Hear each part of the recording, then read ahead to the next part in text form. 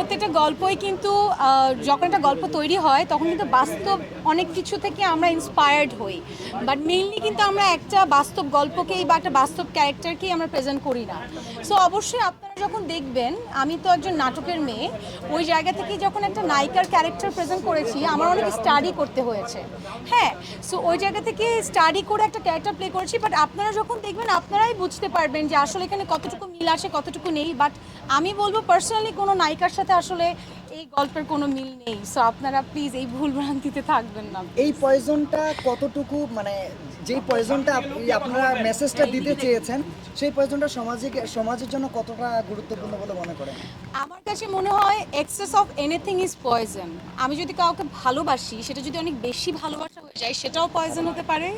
আমি যদি আবার কাউকে ঘৃণা করি সেটাও যদি অতিরিক্ত মাত্রায় হয়, or if I do anything right or wrong সেটাও যদি অতিরিক্ত মাত্রায় হয়, সব কিছুই কিন্তু আমাদের লাইফে একটা পয়জন হয়ে দাঁড়াতে পারে। সো ওই জিনিসটাই আসলে আমাদের মেইনলি এখানে তুলে ধরা। সো আপনারা যখন কাজটা দেখবেন তখন you will feel the same আমার মনে হয়। আচ্ছা, আমরা একটা পোস্টারে দেখেছি আপনাকে ঘিরে অনেকগুলো চরিত্র, আরেকটা পোস্টারে দেখলাম যে আপনার মুখে ছোপ ছোপ রক্ত। দুইটা বিষয় কিন্তু আসলে দুই রকম। সেটাই তো টুইস্ট। টুইস্ট না থাকলে তো আসলে আপনাদের দেখার আগ্রহটাও বাড়বে না।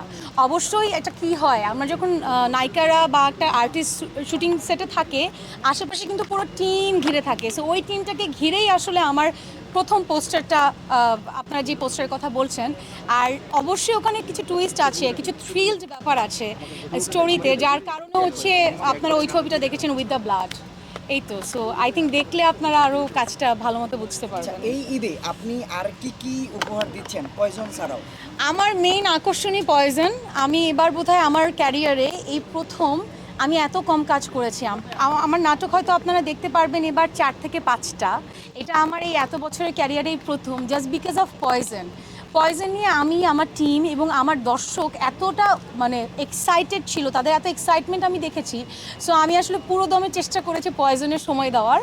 সো আজকে এখন তো প্রিমিয়ার চলছে, সো এরপরে তো বোঝা যাবে আসলে আমরা কতটুকু অনেক সাকসেসফুল। কাটাকাটি দেখলাম, এটা কি আসলে কোরবানি special? If you think like that, that's okay, আমার কোনো প্রবলেম নাই। But it's a good thing যে আমরা এরকম একটা কন্টেন্ট দিতে পেরেছি কোরবানির মধ্যে।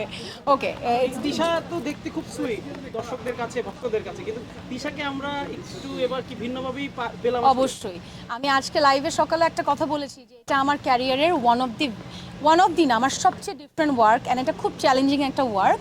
যে আমরা নর্মালি আমাকে খুব রোম্যান্টিকভাবে অনেক সুইট ওয়েতে আমাকে আসলে আমার দর্শক দেখেছে। সবসময় আমার দর্শকদেরকে আমি বলতে শিখেছি একটু ডিফারেন্ট ওয়েতে দেখতে চাই। আমার মনে হয় এর থেকে ডিফারেন্ট কিছু আমি জানি না দেখাতে পারবো কি না, বাট আমি চেষ্টা করেছি। দীপ্ত প্লেতে এর আগে আপনার একটা কাজ গিয়েছে, এবার প্রয়োজন। আসলে দীপ্ত প্লের সাথে জার্নিটা কেমন হচ্ছে? দীপ্ত প্লের সাথে আপনার জার্নিটা কেমন যাচ্ছে? আমার দীপ্তর প্রথম যে ওয়েব ফিল্মটা সেটা আমি করেছিলাম, সাহসিকা, সেটা দীপ্ত প্লের প্রথম ছিল।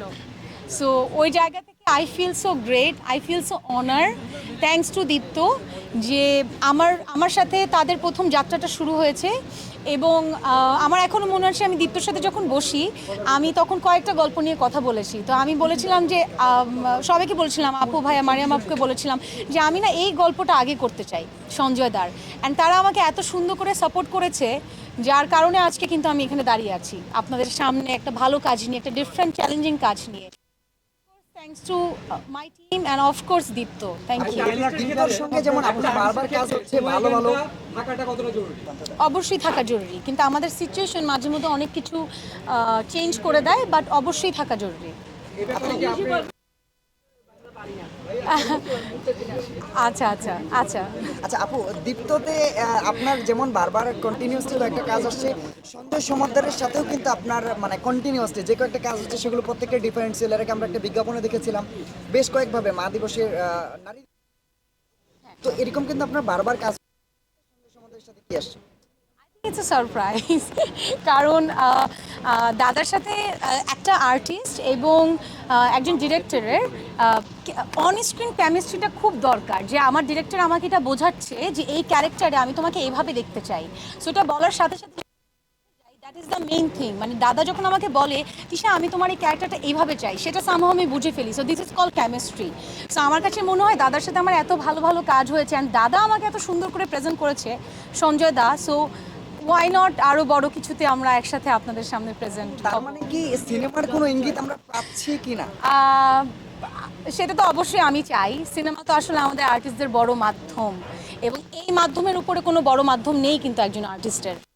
আমি অবশ্যই চাই, সবচেয়ে বড় কথা আমি জানি আমার সাংবাদিক যে ভাইরা আছে তারাও অনেক বেশি করে চায় যে আমি সিনেমা করি।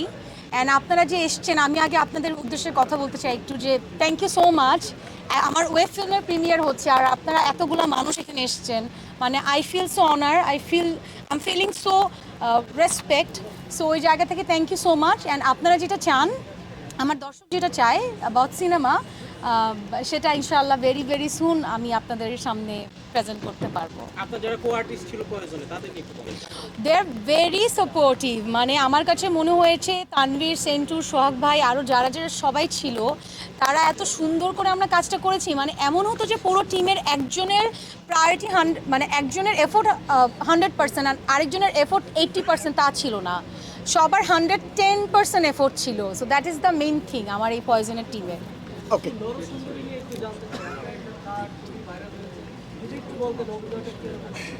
আমি তকির ভাইয়ের গল্পে।